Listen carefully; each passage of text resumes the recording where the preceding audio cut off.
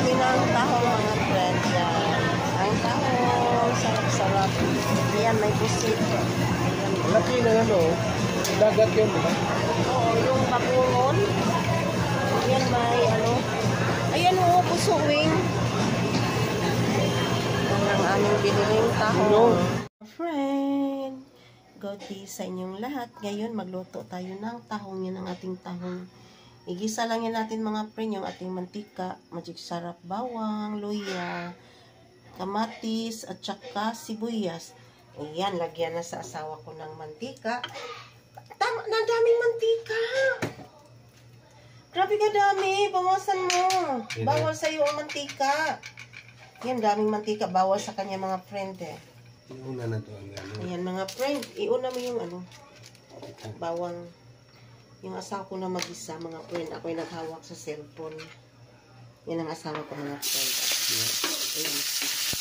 Nakahidyo ang mata. Nakahidyo. Bisaya, mga friend. Hidyo. Ayan. Yung ating tapsod, sibuyas.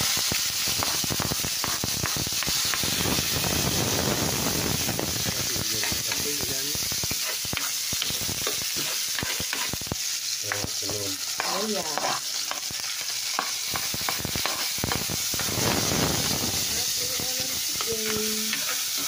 Ginisang tahong. Sarap.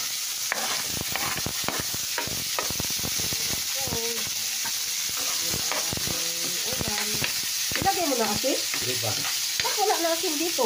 Ay, mo kita. Ano, natapon. Natapon pa lang asin. O, dito, magkuha na lang ulit. Natapon eh.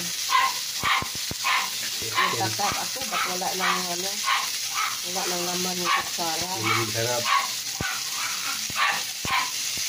Ayan, ganun magluto yung asawa ko mga friend. Inaunan yung asin, mag-sarap.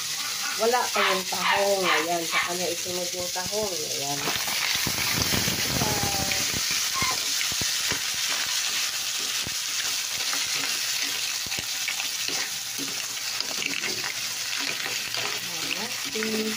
Sarap. Ang bango ng amoy.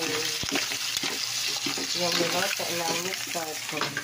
Si Mr. Swabi. Mr. Swabi. Ayan na mga friend, eh. Ayan bango. Ayan na mga friend. Malapit na maluto. Yung ginisa ng asawa kong natahon. Tikman mo. Tama na ba timpla?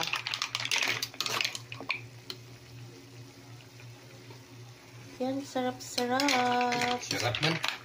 Okay na lasa niya.